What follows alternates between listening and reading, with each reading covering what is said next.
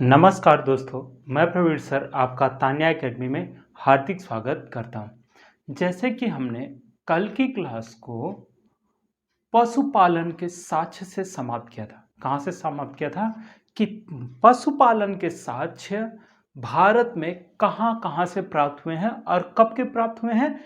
मध्य पाषाण काल के प्राप्त हुए हैं। तो मैंने आपको 3 जगहों के नाम बताए थे। पहला था आदमगढ़, दूसरा था बागौर और तीसरा था लोटेश्वर। और आदमगढ़ मध्य प्रदेश में पड़ता था और बागौर राजस्थान, और जबकि लोटेश्वर कहाँ पे पड़ता था, गुजरात में पड़ता था। इसी के साथ हमने कल की क्लास को समाप्त किया था और आज की क्लास हम शुरू करने वाले हैं उसी पाषाणकालीन स्थलों से। और पाषाणकालीन स्थलों से मैंने जो आपको आदमगढ़ का नाम बताया था, किसका बताया था, आदमगढ़ का नाम बताया था। आदमगढ़ का जो नाम बताया था वहीं से क्या है, वहीं से हमें क्या पाए जाते हैं कि लघु पाषाण क्या है, लघु पाषाण उत्पादन का केंद्र भी था। क्या था, लघु पाषाण उपकरण का केंद्र भी क्या था, आदमगढ़ था, जिसके बारे में आपसे पूछा गया है। तो आप नोट करके लिखिएगा, आदमगढ़ से हमें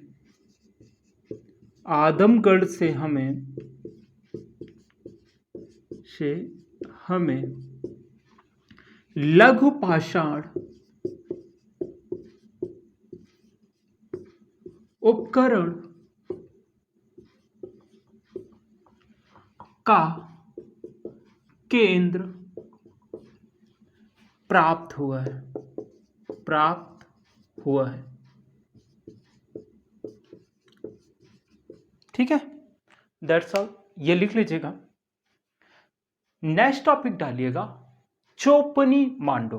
क्या डालिएगा, चोपनी मांडो।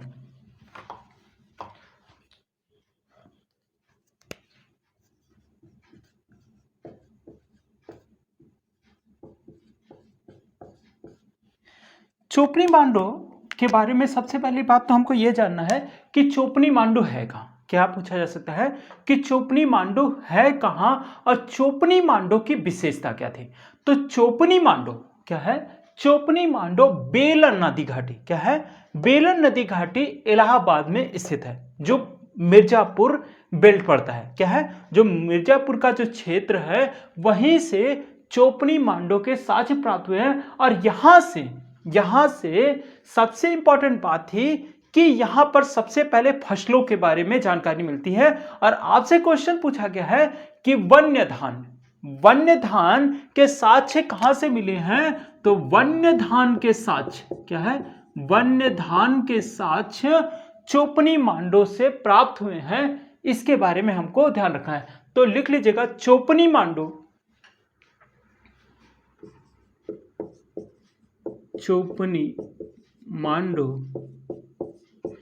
इलाहाबाद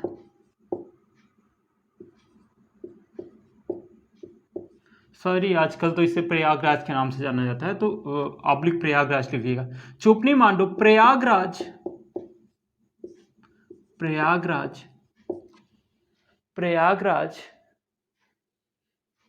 के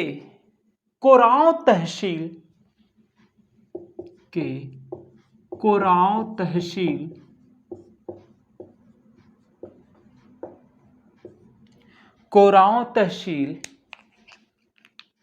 में बूढ़ी बेलन नदी घाटी के तट पर स्थित है। इसी में एक पॉइंट बना के लिखिएगा, यहां से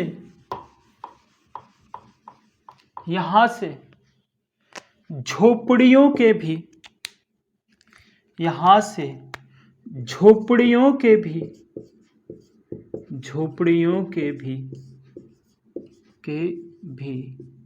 साक्ष्य ने झोपड़ियों के साक्ष्य प्राप्त हुए हैं, साक्ष्य प्राप्त हुए हैं। नेक्स्ट पॉइंट लिखिएगा इसी में, चोपनी मांडो से, चोपनी मांडो से वन्यधान, वन्यधान के साक्ष्य, साक्ष्य प्राप्त हुए हैं, प्राप्त हुए हैं। इस तरीके से चोपनी मांडो के बारे में हम लोगों ने जाना कि चोपनी मांडो कहां पर स्थित है, प्रयागराज के कोरांव तहसील के बूढ़ी मेलन नदी घाटी के तट पर स्थित है।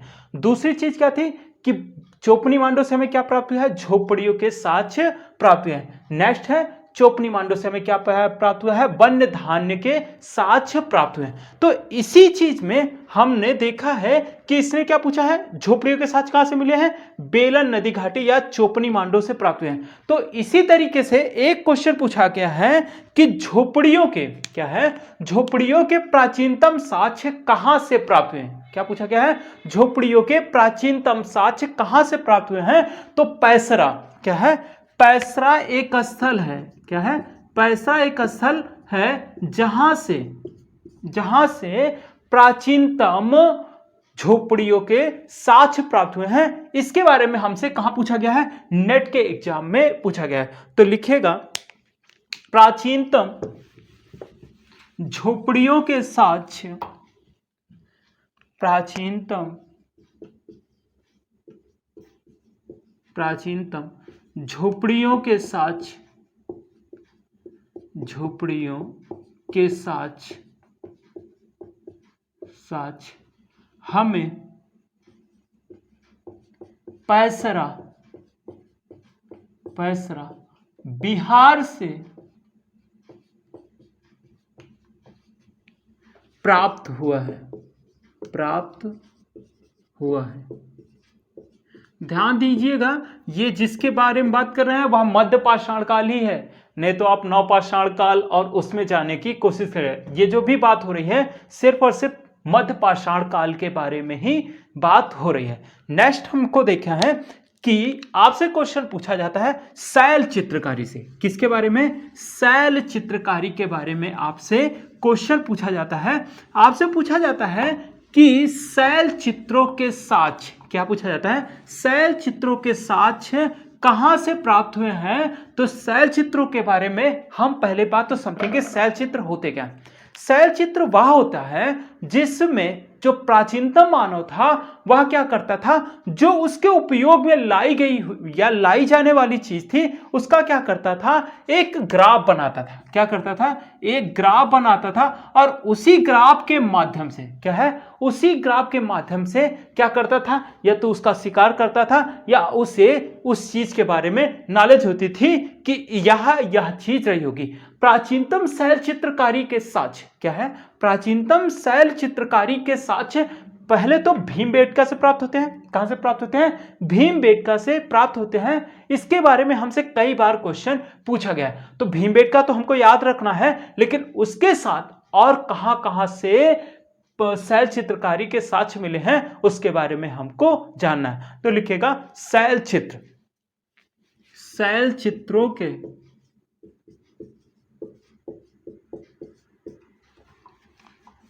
शैल चित्रों के प्राचीनतम स्थल नंबर 1 पे लिखेगा भीमबेटका,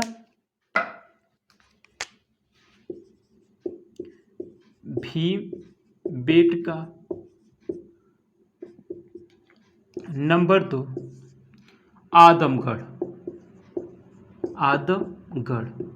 ये दोनों स्थल कहां पड़ते हैं, एमपी में। यहां से क्या पाए गए हैं, शैल चित्रों के साक्ष्य प्राप्त हुए हैं। नेक्स्ट लिखेगा तीसरा मोरहना पहाड़, यह उत्तर प्रदेश में स्थित है। कहां पर स्थित है, उत्तर प्रदेश में स्थित है। मोहराना क्या है, मोरहना पहाड़ के साक्ष्य कहां से मिले हैं? यूपी से मिले हैं। और यहां से क्या मिला है? शैल चित्र का साक्ष्य हमें प्राप्त हुआ है। नेक्स्ट लिखिएगा, कर्नाटक का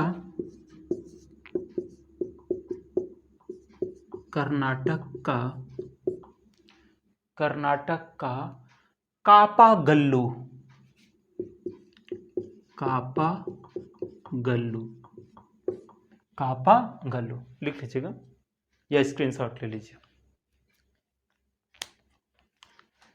लिख लिया?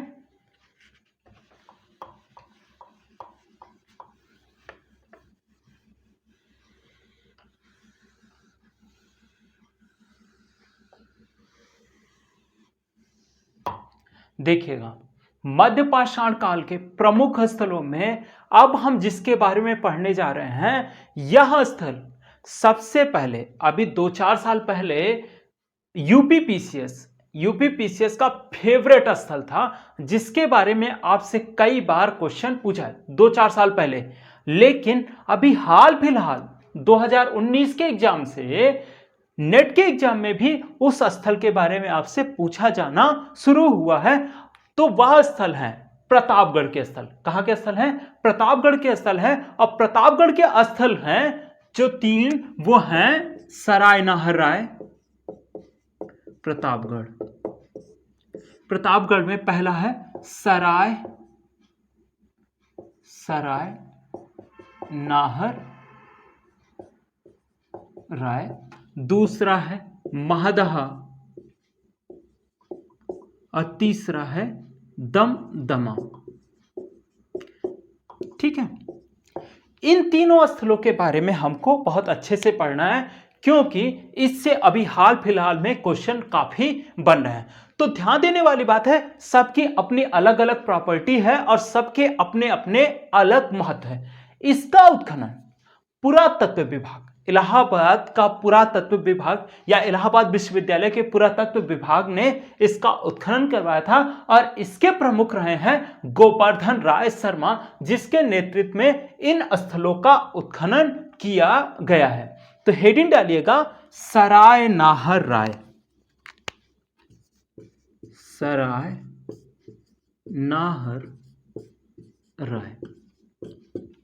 लिख लिया? देखिएगा, सराय नाहर राय से हमें अस्थि तथा सींग से निर्मित उपकरण प्राप्त हुए हैं। क्या प्राप्त हुए हैं? अस्थि तथा सींग से निर्मित उपकरण प्राप्त हुए हैं। नंबर 1 पॉइंट पे लिखेगा, सराय नाहर राय से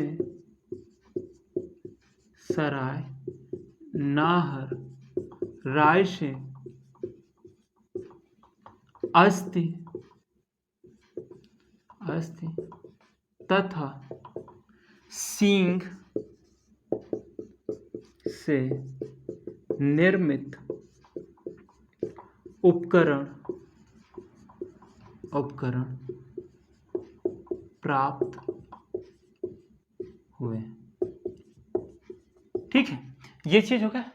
नेक्स्ट इसमें पूछा जा सकता है कि यहां पे क्या और मिला है। तो सराय नाहर से क्या मिले हैं? 1400 कंकाल मिले हैं। क्या है? 14 समाधान मिले हैं तथा 8 गर्त चूल्हे के साक्ष्य मिले हैं। सराय नाहर राय से 14 नरकंकाल तथा 8 गर्त चूल्हे मिले हैं। और उन 8 गर्त चूल्हों में क्या है? अधजली जानवरों की अस्थियां मिली हैं। तो इससे यह अनुमान लगाया जाता है कि इस काल में मानव ने आग का प्रयोग प्रारंभ कर दिया रहा होगा, लेकिन इसकी पुष्टि पूरी तरीके से नहीं होती। जैसे कि मैंने आपको कल ही बताया था कि मध्य पाषाण काल को संक्रमण काल कहा जाता है, क्योंकि इसमें पूरा पाषाण काल और नवपाषाण काल दोनों की प्रॉपर्टी देखने को हमें मिलती है। तो नेक्स्ट पॉइंट लिखिएगा, सराय नाहर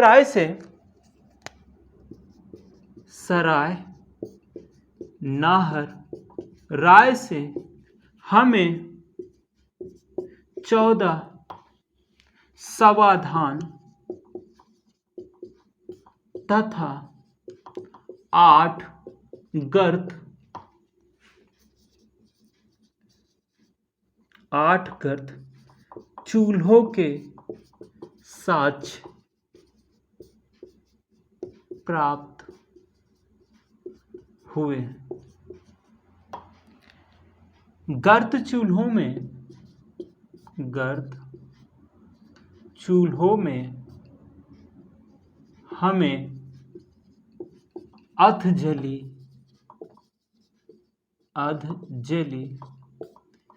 अस्थि के साक्ष्य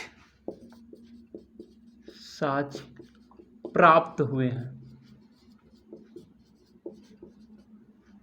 लिख लीजिएगा।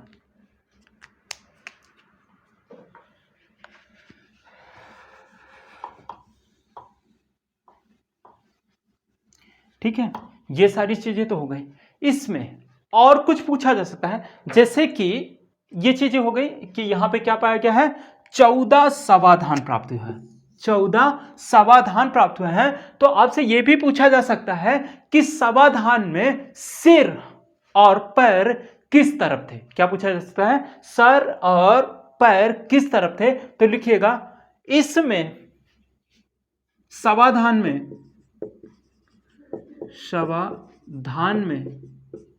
सिर पश्चिम में तथा पैर पूर्व की ओर था। लिख लीजिएगा।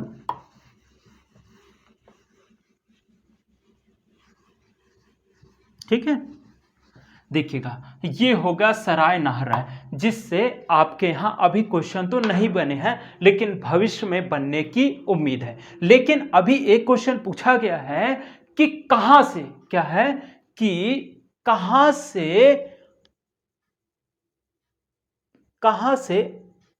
सॉरी, आगे देखते हैं। सराय नहराय और महदहा से, क्या है, सराय नहर और महदहा स्थित कहां है। तो पहली बात तो यह है कि इससे पहले जो है वो सराय नहर के बारे में कुछ नहीं पूछा था, लेकिन अब की बार उसने क्या पूछा है कि सराय नहर कहां पर स्थित है। तो सराय नहर महदहा मध्य गंगा घाटी में स्थित है। कहां पर स्थित है, मध्य गंगा घाटी में स्थित है। तो यही नोट करके लिखिएगा, सराय नहराय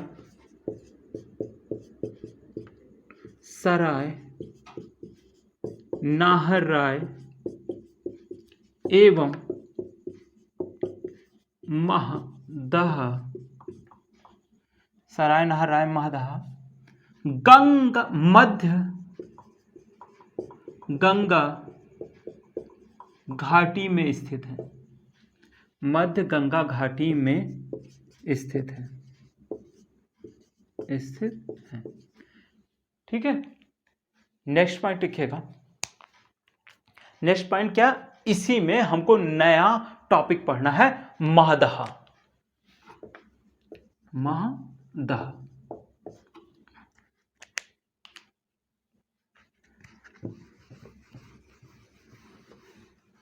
महदहा। ध्यान देने वाली बात है कि अभी जो भी देखा जा रहा है वो महदहा को बहुत ज्यादा टारगेट करके आपसे क्वेश्चन पूछा गया है। महदहा का उत्खनन भी किसने करवाया है, GR शर्मा या गोवर्धन राय शर्मा के नेतृत्व में हुआ है। इसका उत्खनन 1978 और 80 के आसपास हुआ है। कब हुआ है, 1978 से 80 के आसपास हुआ है। और यहां से हमें स्त्री पुरुष, क्या है, स्त्री पुरुष की युग्मित समाधियां मिली हैं। क्या है, युग्मित समाधियां मिली हैं, जिससे यह अनुमान लगाया जाता है कि उस समय सती प्रथा प्रचलित थी। युगल समाधान का मतलब होता है कि एक पुरुष और एक स्त्री को एक साथ दफनाया गया हो, और इसके साक्ष्य कहां मिले हैं, महदहा से मिले हैं। तो लिख लीजिएगा, महदहा का उत्खनन, महदहा का उत्खनन 1978 से 80 के मध्य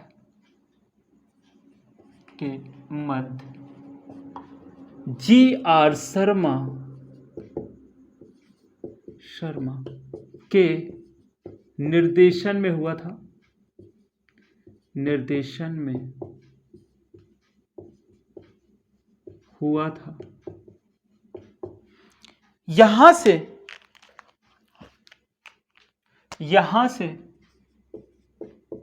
युग्मित ऑब्लिक युगल समाधान के साक्ष्य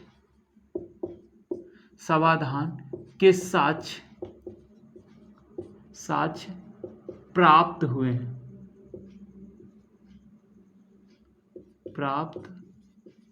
हैं। लिख लीजिएगा।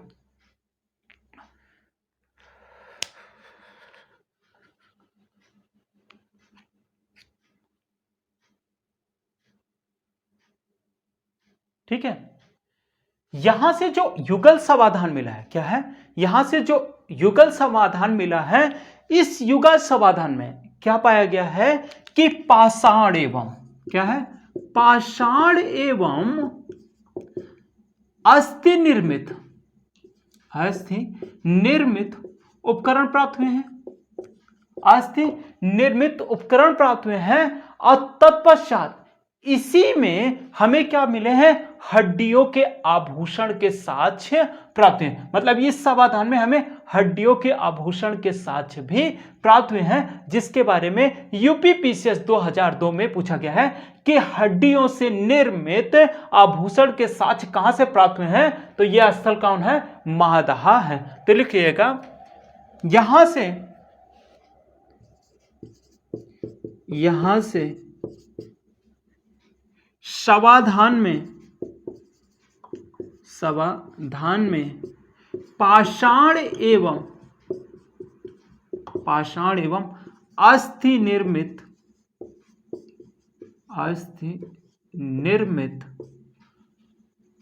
उपकरण प्राप्त हुए हैं। इसी में नेक्स्ट पॉइंट लिखिएगा,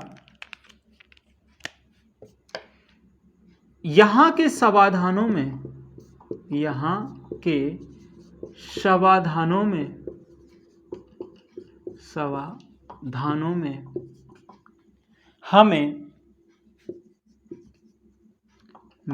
हमें अस्थि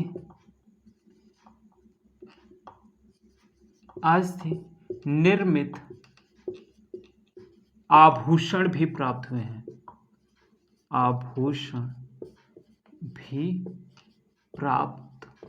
हुए हैं।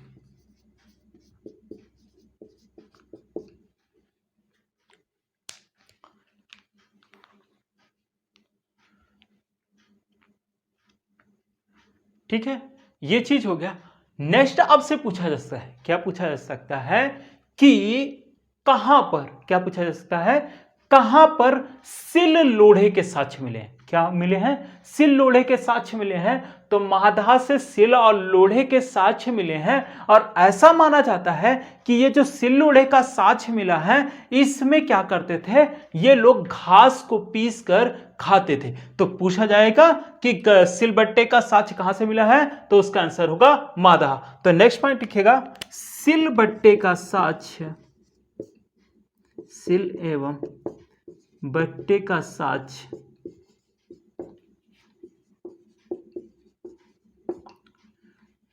महादहा से प्राप्त हुआ है। महादहा से प्राप्त हुआ है। ठीक है, ये हो गया महादहा। ध्यान देने वाली बात है, इन दोनों पॉइंट से अब तक कई बार क्वेश्चन पूछे जा चुके हैं। तो हमें कुछ याद हो ना हो, हमें इन दोनों प्रॉपर्टी को याद रखना है कि कहां पर समाधान में पाषाण और अस्थि निर्मित उपकरण मिले हैं, तो महादहा से। और दूसरा पॉइंट क्या पूछा जा सकता है कि अस्थि निर्मित आभूषण के साक्ष्य कहां से मिले हैं, महादहा से प्राप्त हुए हैं। ठीक है, नेक्स्ट हमें टॉपिक डालना है दमदमा।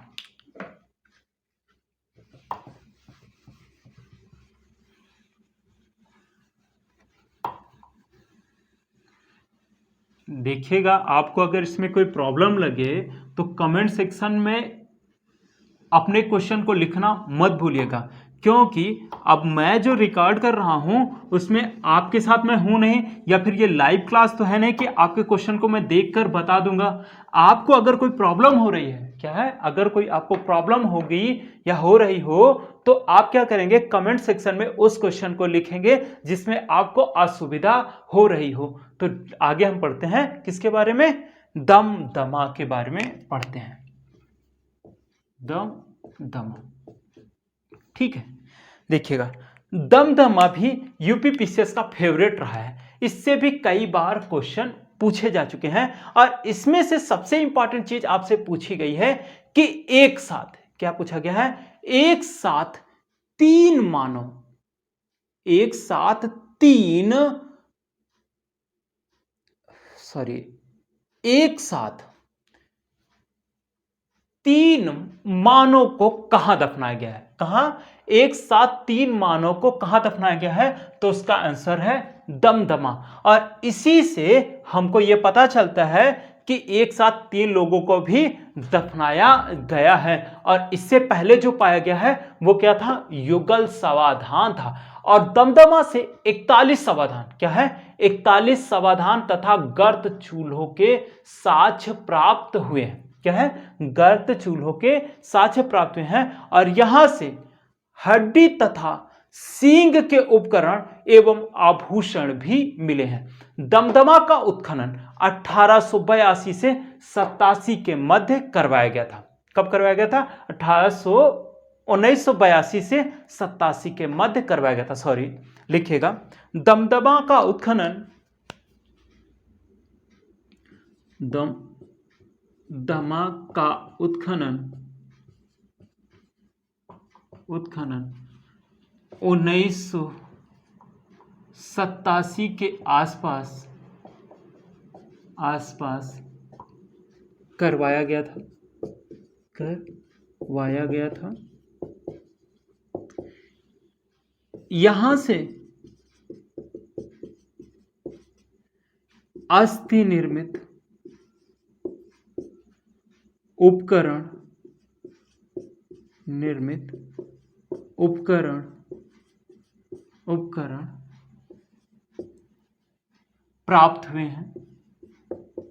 प्राप्त हुए हैं। नेक्स्ट, दमदमा से 41 समाधान तथा गर्त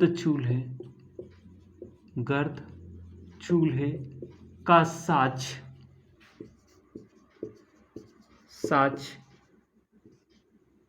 प्राप्त हुआ है। नेक्स्ट पॉइंट लिखिएगा, दमदमा से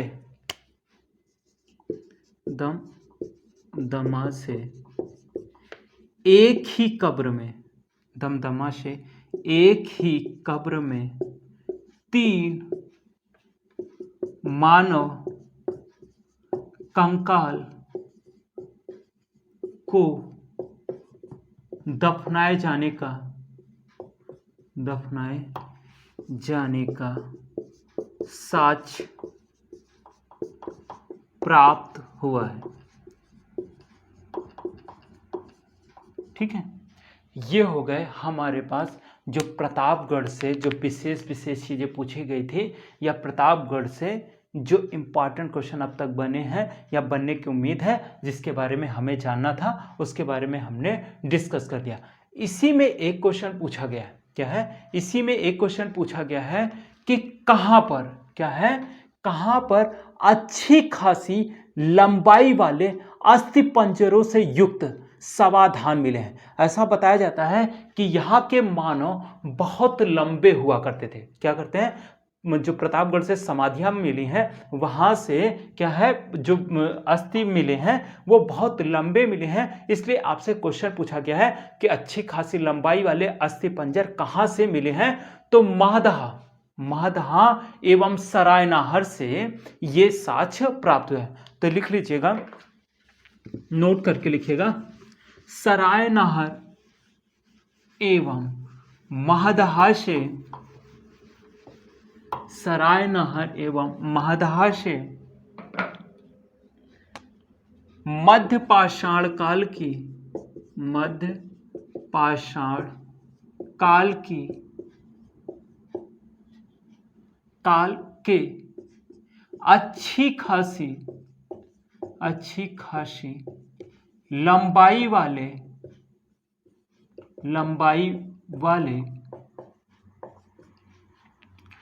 अच्छी खासी लंबाई वाले अस्थि मिले हैं, अस्थि मिले हैं।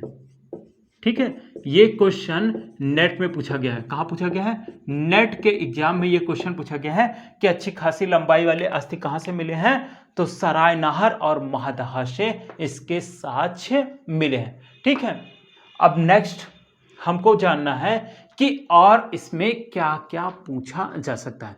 तो मध्य पाषाण काल में क्या है? मध्य पाषाण काल में एक क्वेश्चन और पूछा जा सकता है कि नरहन संस्कृति कहाँ की है। क्या पूछा जा सकता है? नरहन संस्कृति कहाँ की है? तो ये भी कहाँ की है? मध्य गंगा घाटी का स्थल है। तो लिखिएगा, प्रागैतिहासिक, लिखिएगा, लिखिएगा, नरहन संस्कृति के साक्ष्य मध्य गंगा घाटी से प्राप्त हुआ है। ठीक है, देखिएगा, मध्य पाषाण से जितने भी क्वेश्चन बन सकते थे मैंने आपको बता दिए, लेकिन अगर और भी कोई क्वेश्चन बने तो आप मुझे बता सकते हैं। लेकिन इसके साथ ही हम किसके बारे में डिस्कस करने वाले हैं? नवपाषाण काल के बारे में थोड़ा बहुत डिस्कस करेंगे, लेकिन इसके बारे में आगे की क्लास में पढ़ेंगे। अभी हम स्टोन एज की लगभग 2 क्लासें और पढ़ेंगे, तो हम नया टॉपिक डालेंगे, नवपाषाण काल। नवपाषाण काल।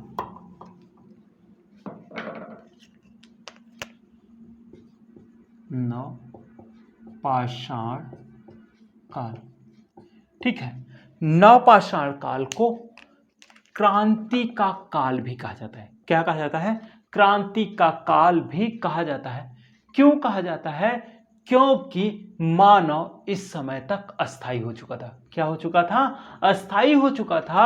और अस्थायी होने के साथ साथ मानव ने सर्वप्रथम फसलों को भी उगाना शुरू कर दिया था। इससे पहले मैंने आपको बताया था कि मानव क्या था? उपभोक्ता था। क्या था? मानव उपभोक्ता था, ना कि उत्पादक था। जबकि नवपाषाण काल में मानव क्या हो जाएगा? उत्पादक हो जाएगा। इसलिए इस काल को क्या कहा जाता है? क्रांति का काल भी कहा जाता है। इसमें हम देखेंगे कि ढेर सारे प्रयोग प्रारंभ होंगे। क्या होंगे?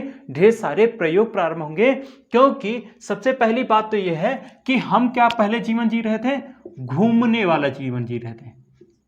घूमने का जीवन जी रहे थे। और जब हम घूमेंगे तो एक जगह से दूसरी जगह होते रहते हैं, तो इसमें क्या होगा? स्थायित्व नहीं आएगा। और स्थायित्व नहीं आएगा तो हम उसके विकास के बारे में नहीं सोचेंगे। लेकिन नवपाषाण काल में हम देखते हैं कि हमने क्या सीख लिया? कृषि को सीख लिया। क्या सीख लिया? कृषि को सीख लिया।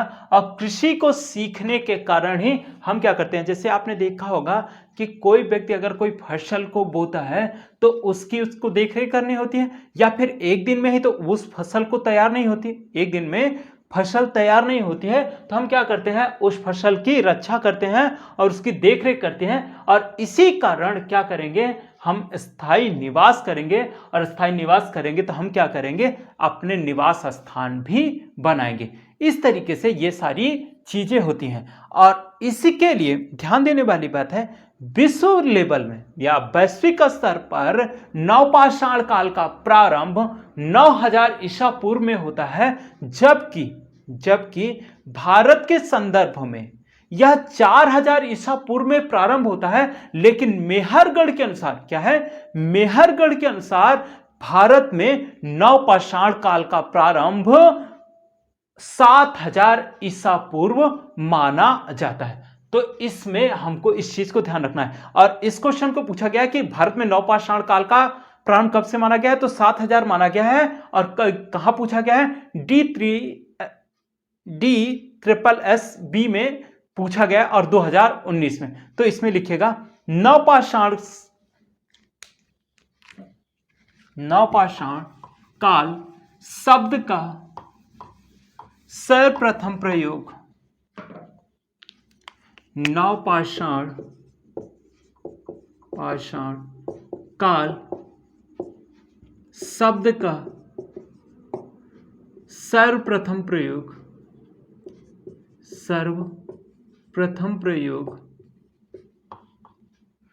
जॉन लुबाक, किसने किया था, जॉन लुबाक ने किया था। इसलिए इसे सर्वप्रथम जॉन लुबाक ने किया था। इस कारण इन्हें नवपाषाण काल का जनक भी कहा जाता है,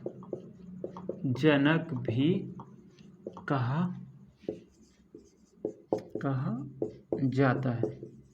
ध्यान देना, ये जिसके बारे में बात कर रहे हैं ये केवल और केवल भारतीय परिप्रेक्ष्य में है। विश्व लेवल में ये चीजें बदल जाएंगी।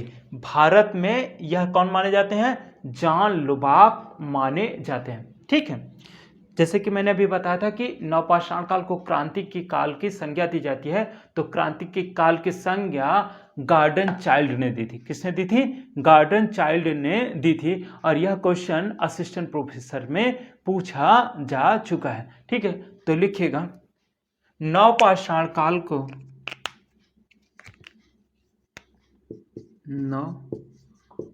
पाषाण काल को क्रांति का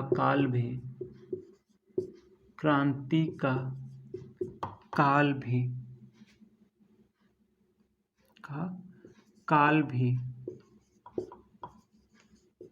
कहा जाता है। और इसका संबोधन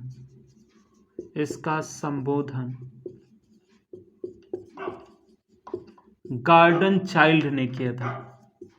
गार्डन चाइल्ड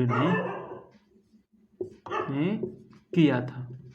ठीक है, आज के लिए इतना ही रखा जाता है, जिसके बारे में हम मतलब कि नवपाषाण काल के प्रमुख स्थलों के बारे में हम आगे के क्लास में डिस्कस करेंगे और बताएंगे कि क्या और कैसे हुआ था। इसलिए आज के लिए इतना ही रखते हैं। Thank you very much.